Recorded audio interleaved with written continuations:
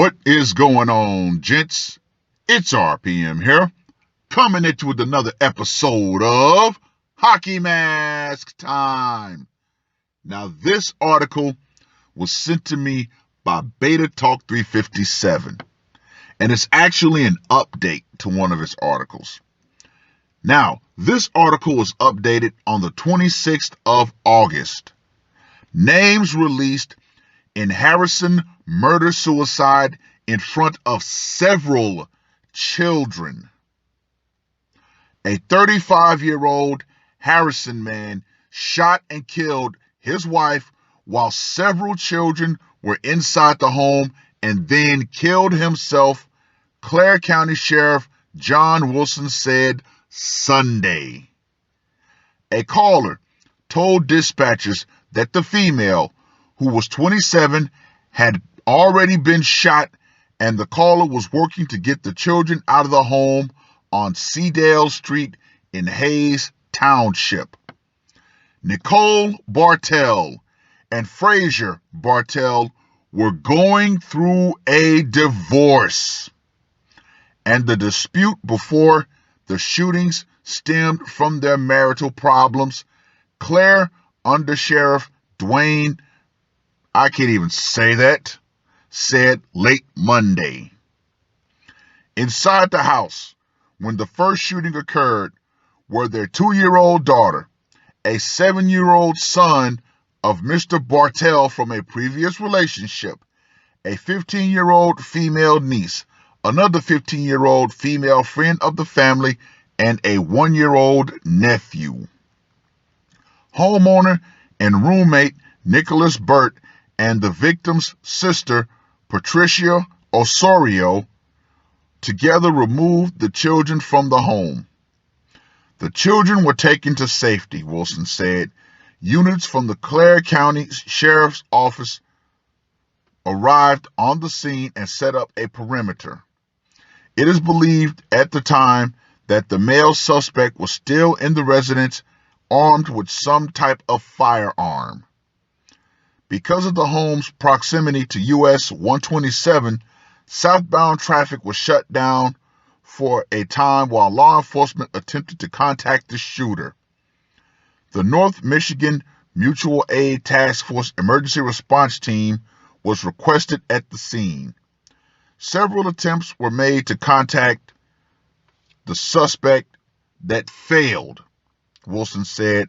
A tracked robot was sent into the residence, which confirmed that the male suspect was deceased.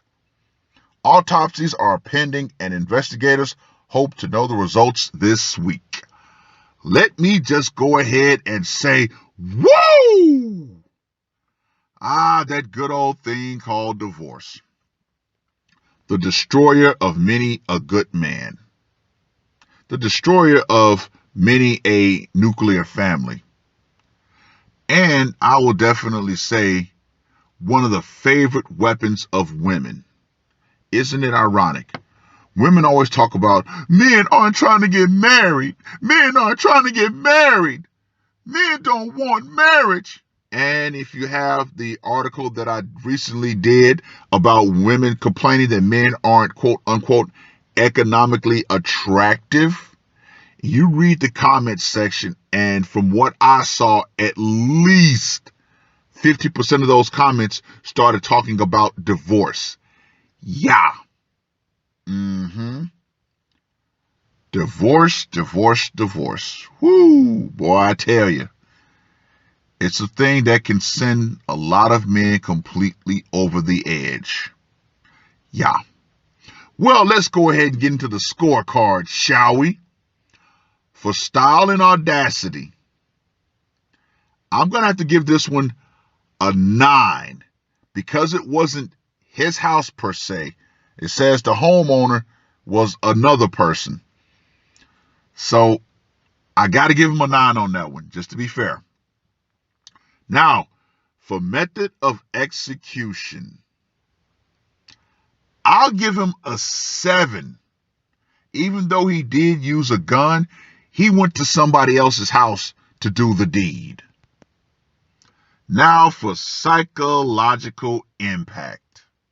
You know I gotta give him a 10. Why? Because there were children present.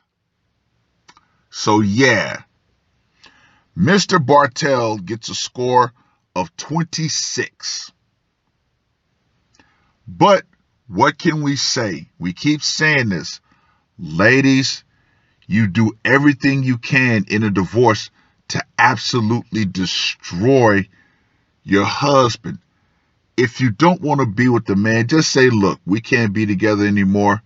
I don't want to go through this whole messy divorce thing. I don't want to give these lawyers and the courts our money, because women don't understand that's who gets all the money. She thinks she's getting the money, but no, the courts are getting the money. And if she gets that house, guess who gets that house in the long run? The bank. But what can I say? Divorce has been set up as a short game for women. They want women to constantly win the short game. And they want those same women to go out into society and say, yeah, I won through divorce. I got all my husband's stuff. But then further down, guess who comes to collect his dues? The devil, i.e. that same system that you weaponized against your husband will come back for you and say, we want our shit. But, no buts.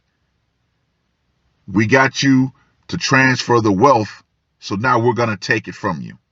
A lot of women truly do not understand that, which is why one of the biggest consequences for women of divorce is crushing poverty. But no one talks about that.